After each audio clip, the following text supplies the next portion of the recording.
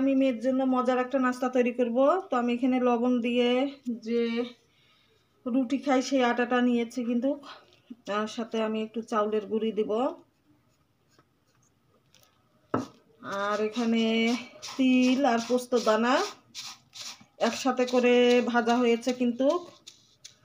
তো অনেক মজার এইটা কিন্তু একটা নাস্তা। অবশ্যই আপনারা পুরো ভিডিওটার সাথে থাকবেন এবং দেখবেন। আর এটা হলো খাস্তা তৈরি করব আমি। তেল দিয়ে দিলাম। এটা কিন্তু যে তেল দিয়ে দেওয়া হলো তিল, পোস্তদানা, চালের গুঁড়ি, লবণ দিয়ে খুব ভালোভাবে আমি মিশিয়ে নিব। এরপর যেটা আমার লাগবে কুসুম কুসুম গরম পানি, একদম কুসুম, নয় ঠান্ডা নয় গরম। সাথে চিনি তো অবশ্যই লাগবে, যে যেমন মিষ্টি খাবেন ঠিক তেমনই কিন্তু চিনির পরিমাণটা দিবেন। আর খাস্তাটা তৈরি করে আপনারা 1 মাস কিন্তু রেখে খেতে পারবেন। অনেক মজার একটি নাস্তা খাস্তা। এক কথা বলতে গেলে আমার খুব প্রিয় একটি নাস্তা কিন্তু এটা। তো আমার আন্দাজ মতো আমি চিনিটা দিয়ে দিলাম এখানে। তো এখন আমার মিশানো হয়ে গেছে। এখন আমি কিন্তু পানি দিব আর একটু করে মিশাবো। আর ঝটপট করে কিন্তু এই নাস্তাটা তৈরি করা যায়, খুবই সহজে নাস্তাটা তৈরি করা যায়। কিন্তু চাইলে আপনারাও বাসায় ট্রাই করে দেখতে পারবেন, অনেক মজার।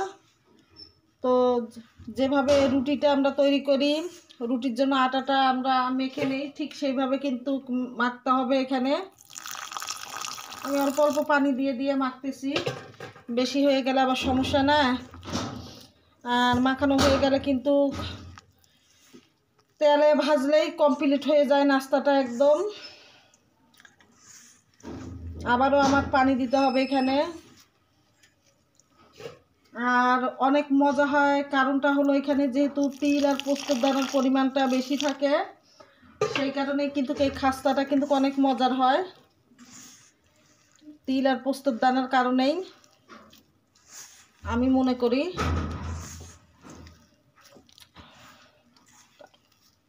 এটা হয়ে গেছে। আমি ছোট ছোট আকারে শেপ দিয়ে তেলের মধ্যে দিয়ে দিব।